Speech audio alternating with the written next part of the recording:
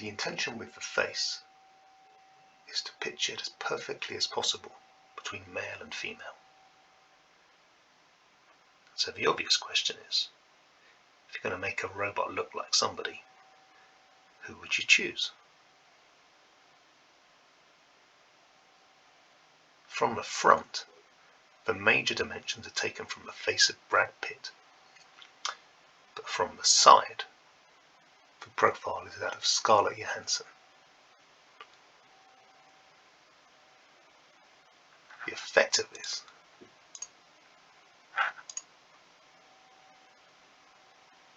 is that the face will appear to change gender, depending on which angle you look at it from. The rest of the android, however, is more towards the male side. And that's kind of arisen naturally simply because of the dimensions of the motors.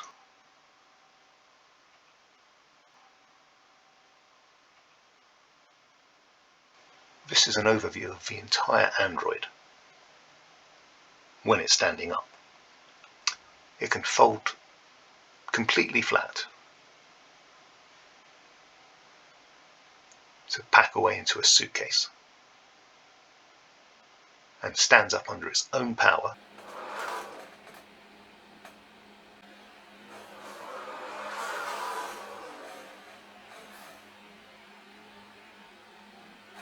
Almost all of this has now been built. The right arm is fully constructed and has been tested. The left arm is printing as we speak.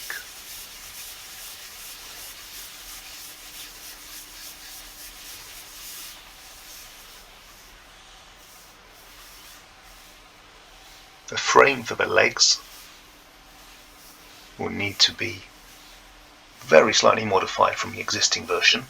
It's a little narrower here, and that's in an effort to reduce the width across the shoulders. The face for now I'm expecting to be rigid, because it's just going to take too long, and I don't want to wait to assemble the rest of the android. But clearly that is an area which can be looked at in the future. It's quite nice in CAD. We can move this around a little bit. It will give us an idea of the kind of actions we can expect it to do.